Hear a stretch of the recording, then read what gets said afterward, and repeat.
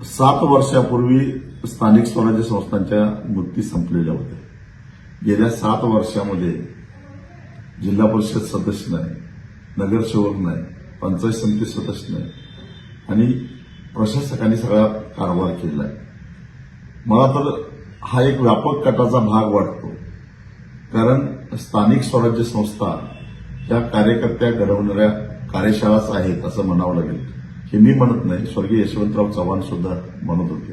त्यांनी जेव्हा स्थानिक स्वराज्य संस्थांची निर्मिती केली तर यातूनच महाराष्ट्राचं नेतृत्व घडवलं जाणार आहे असं त्यावेळी यशवंतराव म्हणाले होते.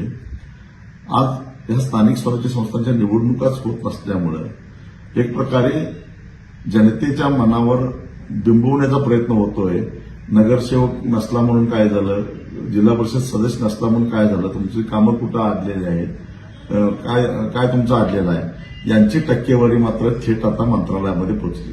जिल्हा परिषदेची टक्केवारी प्रशासकाच्या माध्यमातून थेट मंत्रालयात पोहोचते. नगरपालिकेची टक्केवारी शिवमार्फत थेट मंत्रालयामध्ये जाऊन पोहोचते. मधले सगळे मध्यस्थ काढले. भ्रष्टाचाराचं समर्थन करण्याचा मुद्दा नाही आहे, त्याच्यासाठी कायदे आहेत, ते अजून कायदे कडक करावेत. परंतु या स्थानिक स्वराज्य संस्थेच्या माध्यमातून जे नवीन नेतृत्व घडत होतं त्याला कुठेतरी खीळ बसलेला आहे.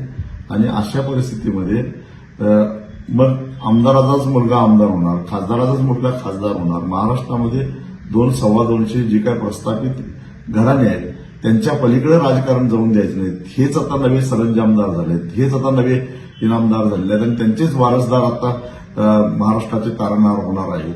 हे जे कटकारस्थान चालू आहे हे कटकारस्थान सुद्धा ओळखलं पाहिजे.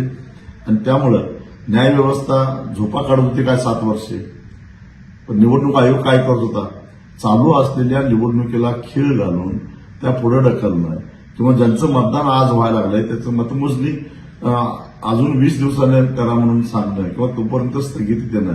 म्हणजे काय, मग ईव्हीएम मशीन टेम्पर करण्यासाठी यांना काही वेळ पाहिजे आहे का? ईव्हीएमची छेडछाड करायला त्यांना काही अवधी पाहिजे आहे का? आधीच निवडणूक आयोग संशयाच्या भोवऱ्यामध्ये आहे. निवडणूक आयोगाच्या कार्यपद्धतीबद्दल देशभरामध्ये जनतेच्या मनामध्ये मोठ्या प्रमाणामध्ये संभ्रम तयार झालेला आहे.